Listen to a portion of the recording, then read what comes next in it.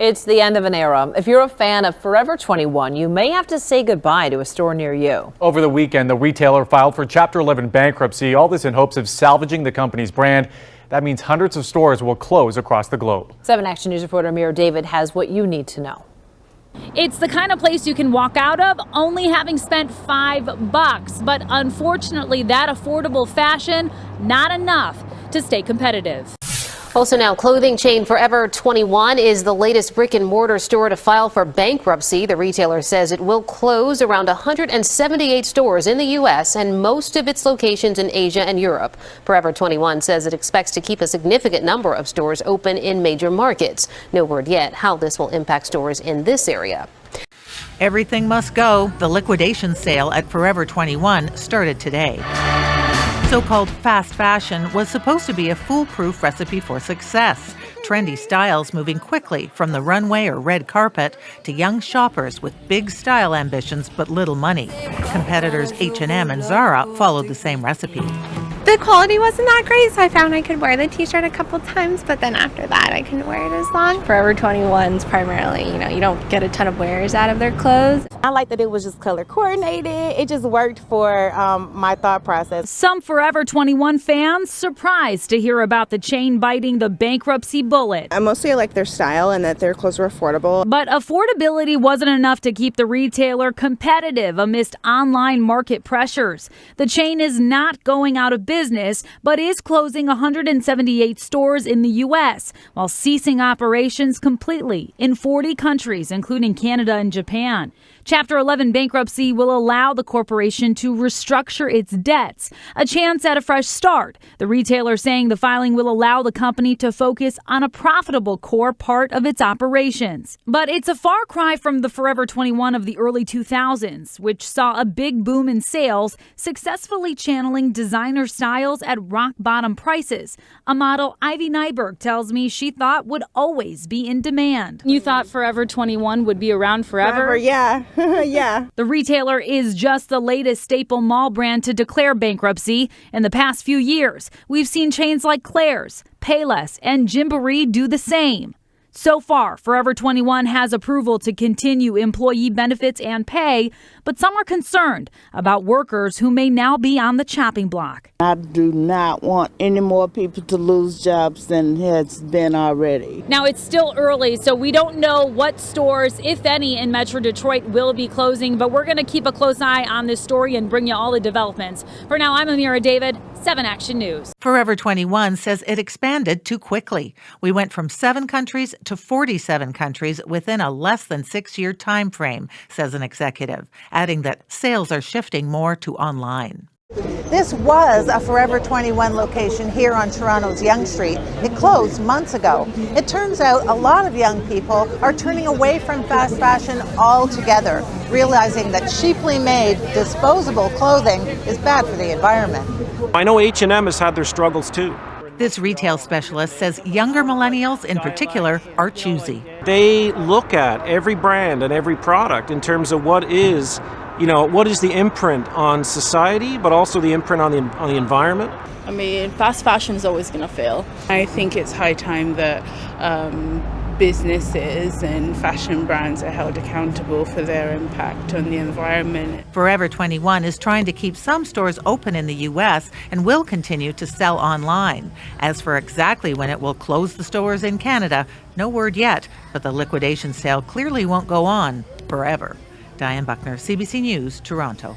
Breaking business headlines overnight. Forever 21 is closing its doors, filing for bankruptcy, and that means out of Canada. Let's go to Scott Peterson with the details on why and what this says about these retail times. Scott. Very tough times for brick and mortar to compete against the online universe of Amazon, etc. So this is 44 stores at Forever 21. This is a focus on younger women clothing lines. So they filed Chapter 11 bankruptcy protection. 40 44 stores to close. They plan to stay open during liquidation, so there will be sales in Canada. And this is part of a larger bankruptcy in the U.S. where they have 800 stores. They plan to close a quarter of them, reshuffle things, perhaps reopen, but in the U.S., but not in Canada. Now, Forever 21 started as a young girl teen shop back in 1984. It was popular for a variety of changing fashions. Fashions would change sometimes in the retail hangars every single day. But the problem, of course, the bricks and mortar stores. We've seen about 20 go under in the last 2 years since 2017.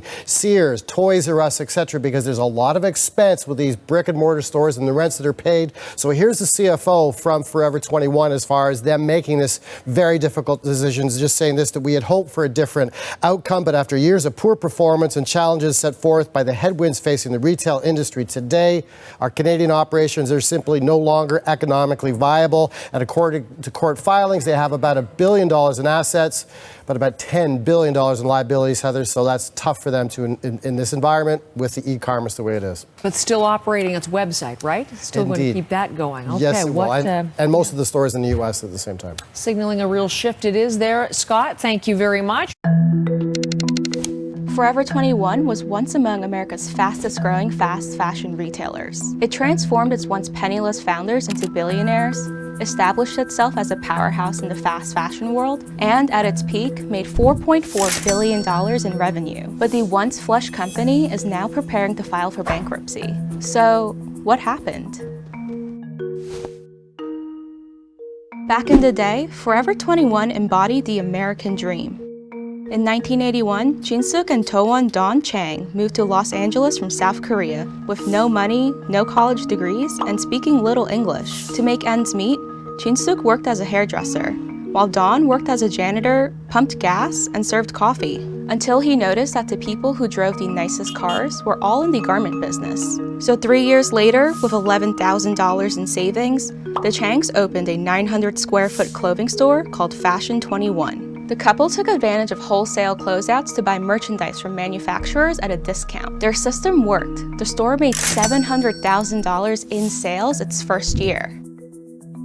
Fashion 21 was initially only popular with LA's Korean American community, but the Changs leveraged their success, opening new stores every 6 months, which broadened the company's customer base at the same time. They also changed the name to Forever 21 to emphasize the idea that it was for anyone who wants to be trendy, fresh, and young in spirit. The company's key to success was simple: cultivate a huge following by selling trendy clothing for low prices. While this is something that today's consumers pretty much expect, Forever 21 was one of the first to do it, and they were the fastest. Jin-suk was eventually approving over 400 designs a day, which meant the company could sell trends as they were happening, even if some of those designs landed Forever 21 in trouble. But while other brands and designers might not have been Forever 21's biggest fans, customers couldn't get enough of their affordable styles. As a result, Forever 21 became one of the largest tenants of American malls, with 480 locations nationwide. And by 2015, business was booming. Forever 21 sales peaked, with $4.4 billion in global sales that year. As for the Changs, they became one of America's wealthiest couples, with a combined net worth reaching an estimated $5.9 billion in March 2015. Forever 21's goal was to become an $8 billion company by 2017 and open 600 new stores in 3 years. But the company's aggressive expansion would also lead to its downfall. Part of what made Forever 21 popular in the first place was its fast fashion model. Even though its products were always mass-produced, they still felt unique because its stores only sold select styles for a limited time. However, as the company focused on growing bigger, its styles became more cookie-cutter. As a result, Forever 21 started to lose touch with its core customers, while competitors like H&M and Zara rose. No longer the trendsetter, Forever 21 became the butt of the joke. It's also no longer the fastest in the game. Internet brands like Fashion Nova churn out celebrity and influencer-inspired styles at a rapid-fire pace. And as e-commerce has continued to boom, traditional retailers like Forever 21 have struggled to adapt to changing consumer behaviors. According to a March 2019 survey, Millennials make 60% of their purchases online, and overall prefer online shopping over going to a physical store. Yet Forever 21 continued opening new stores as recently as 2016, even expanding existing stores to take over multiple floors with men's, children's, and home goods sections, which could help explain why Forever 21 sales are estimated to have dropped by 20 to 25% in 2018. On top of that, the Changs, who still own the company, have lost more than $4 billion from their personal net worths. The company overall is now $500 million in debt and considering filing for bankruptcy. Forever 21 has already started downsizing its stores, and as one of the largest tenants of America's malls, a widespread shutdown of Forever 21 could exacerbate what's already being referred to as the retail apocalypse, which has already closed more than 15,000 retailers across the US and could shut down 75,000 more, according to investment firm UBS. But bankruptcy doesn't always mean the end for a company. In fact, it could give Forever 21 time to restructure and bounce back. The company could shut down its least profitable stores and try rebranding itself. But in an age of cheap internet boutiques and fast fashion empires, this might not be enough. So it turns out, Forever 21 might not be forever after all. First, let's start with Forever 21 filing for bankruptcy. Richard, it's just the latest example of a retail chain going belly up. Sure is. I mean, nothing's forever in life, is it, Mark? And that's, especially true for this fashion retailer, which has been around since 1984, but has filed for bankruptcy. Forever 21 has 44 stores here in Canada. They are going to remain open through this process, so perhaps some deals to be had in the interim. You know, like other companies, it's very much the victim of more money going online, less people visiting malls. You know, it also made a name with cheap fashion that came with cheap price tags, more people looking for quality. Look at this list here of the notable bankruptcies we've seen over the past couple of years. Everyone from Sears to Diesel, Payless Shoes, Nine West, Claire's, Radio Shack, even, of course, Toys R Us, Mark, in the United States. So it's a pretty big list there, and it's the retail apocalypse, as they call it, continuing.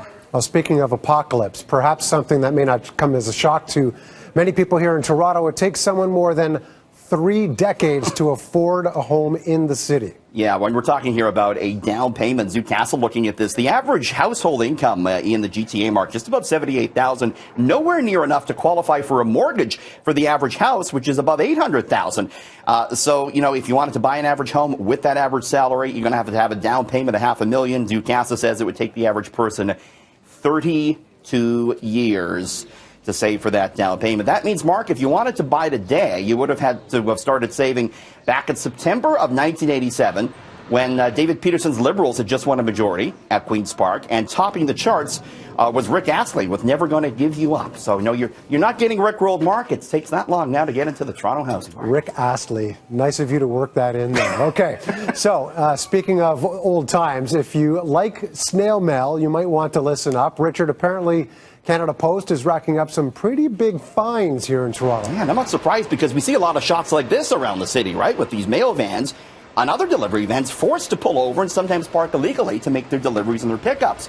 Canada Post has racked up $1 million in annual parking fines as drivers struggle to navigate those congested city streets. Data shows the Crown Corporation has paid out $7.5 million in parking fines over the past 10 years. Canada Post says there's a growing number of addresses downtown. Everyone wants to live in the downtown core, and there's a demand for more pickups and deliveries because of all the online shopping, and therefore they're racking up more and more parking tickets, something the Crown Corporation picks up. The drivers don't have to pay for the parking tickets unless they're parked in a handicapped space, apparently, Mark. True.